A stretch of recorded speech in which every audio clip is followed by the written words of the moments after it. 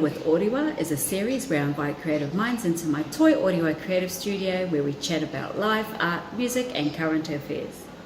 In these episodes, the community will get a chance to meet the team of the Te Awamutu Museum. The team here at the Te Awamutu Museum take pride in connecting our local stories, histories and archives with our community. Tēnā koutou katoa. No mā hara mai I te wāhi a toioriwa creative. Ko te kaupapa I tēnei rā I te kōrero me Oriwa. Tō mātou manihiri te rānei, ko ia he kai whakahaere o te tari o te wharetonga o Te Awamutu. No mā hara mai, Trish Seddon. Kia ora, Trish. Kia ora. So Trish, are you ready to start? I am, thank Ka you. pai. We'll go straight to the crux of it. Can you let our whānau out there know what is your role here at the Te Awamutu Museum? So being the office administrator, my job is to keep the wheels turning in the museum. I work quietly in the background facilitating purchases, education programs, all kinds of things, but it's just without the administrator things can easily go awry. Can you share with us what are some of the programs that you've been working on here in the Te Awamutu Museum? So one of our pet projects is our Turiantama Kids Club, which is really something we're working to develop. We have over 300 members, actually over 350 members now, which Wow. pretty much doubled. I've been here over a year. So our hosts Mandy and Abby also work on that as well. So it's a free kids club for kids up to 12 years old. We offer programs, giveaways, all kinds of things. It's just a way to encourage whānau to bring their tamariki into the museum. But we're doing take-home packs where kids can take home colouring things to make badges, great. a 3D bug sculpture, and then or you can design your own bug by tracing different elements. So those are the kind of things we offer the Turiantama Kids Club members. It's really a fun thing. They get I think they get a newsletter in the mail, personally addressed to them. They get birthday cards, they get badges. So that's really one of my pet projects, something I really enjoy working on here. A lot of our programs here are free or very reasonably costed. We don't want that to be a barrier to people coming in. Yes, it's a way to introduce kids to the museum when they're quite young and get them to learn what a fun place it is, and we promote learning but in a really fun way. So hopefully we have another big event going on in November. It is dependent on the COVID levels, but we're having the Turiantama Eco Expo. Ooh, that sounds great. Yes, and Oriwa is going to be involved in that. So we're going to have a woman coming from Taonga Ecological Trust talking about pest management in your neighbourhood. It's all about what's happening in your backyard and how we're just trying to raise awareness of ecological issues like pest species and things, recycling, making little bug hotels to make your yard hospitable for bugs. It's going to be really fun. We hope to get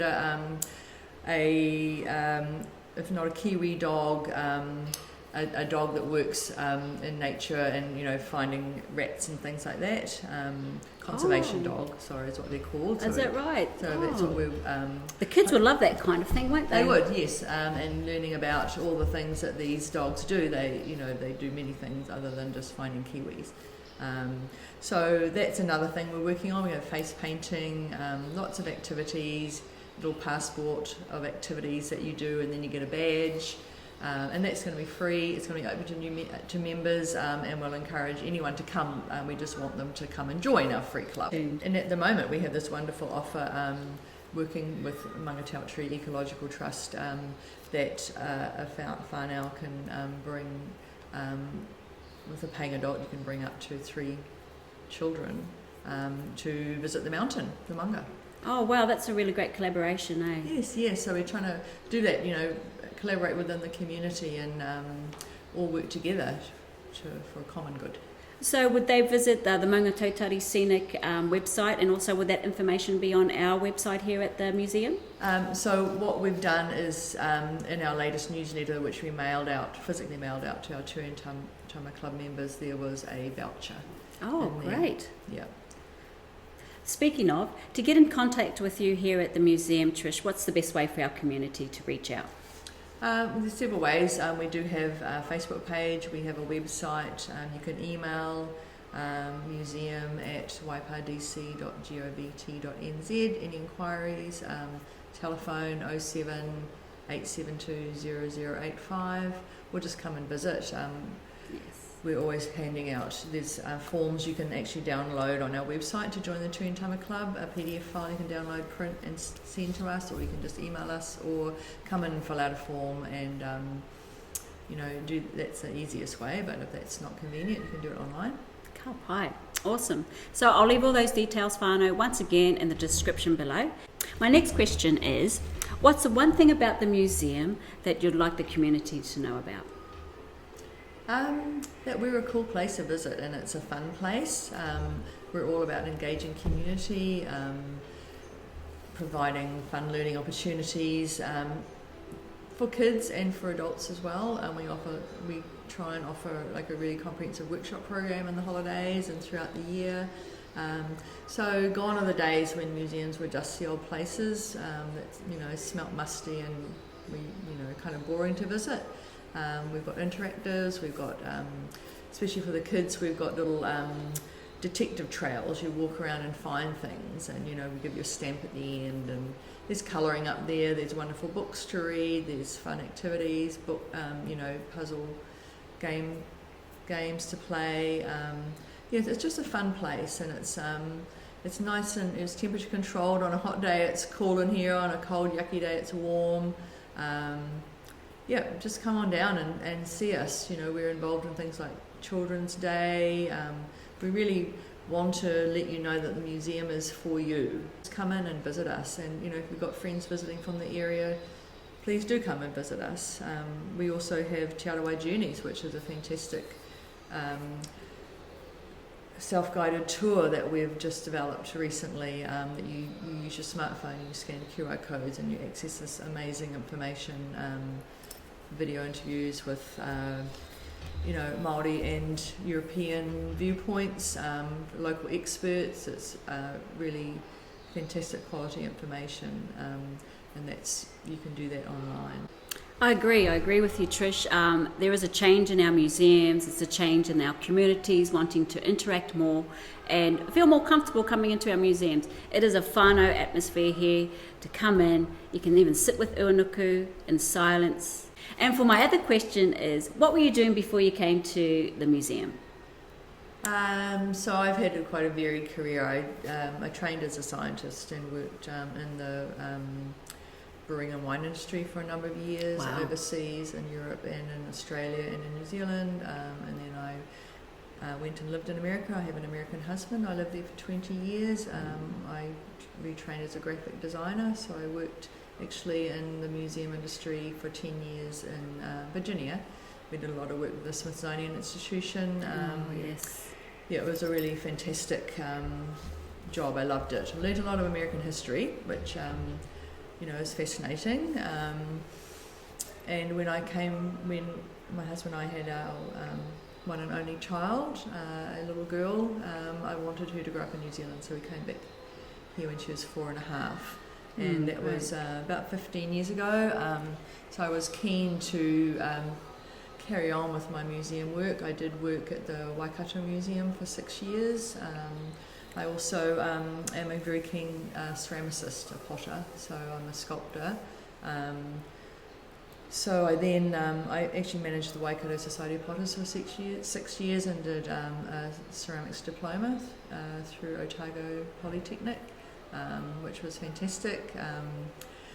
And then I worked several different places, and then this job came up here at the Te Awamutu Museum. It just seemed a really great way to come back to the museum fold. I love working for museums. The people are always very passionate about what they do and the stories they tell, and it's generally, it's always been a really lovely atmosphere to work in. Yeah. So that's I've been thrilled to be able to come back to the museum industry, and working in a small museum is fantastic because it's a small team. We all collaborate, very friendly, exciting.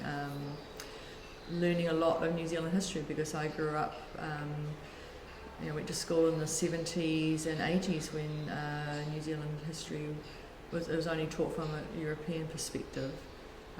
So I noticed a huge change when I came back to New Zealand in the early 2005. Right. We came back, and it's been a fascinating journey learning New Zealand history, the real New Zealand history from both sides, the Māori story that was not told when I was growing up. So that's a particular aspect of the museum that I love, because it's a story we tell here very well, and it's a strong focus of our exhibitions here, and I have learned a lot since I've been here. So we're going to be rounding up. Thank you so much. We're going to round up with some rapid questions, whānau.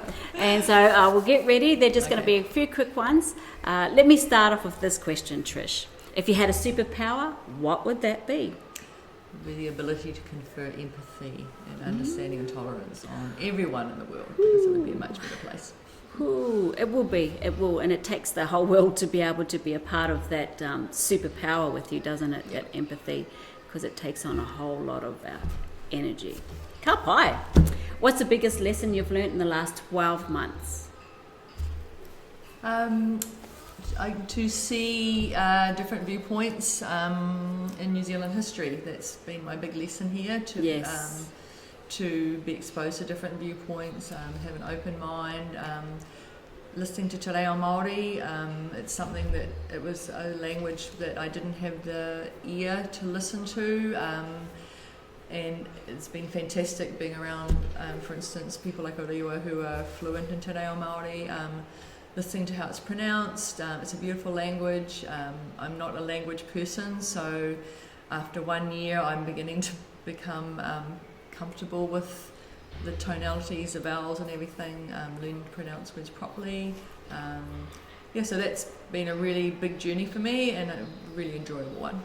Last question, I think this is a great question. How do you practice self-care? Yes, so that's my art. I walk, and I've come from very career paths that have been very stressful in the past, and having, being an older person now, having travelled that journey, I am quite adept at practicing self-care, and pottery. Working in my studio is my happy space, but I also love being out in nature and walking, reading, watching movies and stuff like that. So I've got a whole arsenal of things I use to do that.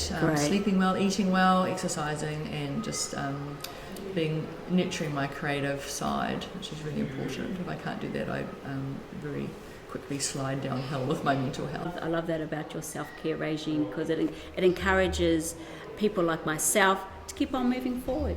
Keep on always moving learn. forward. Learning. That's what I love about pottery. You're always learning different things and techniques and styles, and it's a journey. That's right. Life is a journey, and it's what we do with it, eh? Yeah. Well, that's us, whānau. I want to thank you so much, Trish, for sitting down and giving your 15 minutes of fame. Nō reire te whānau.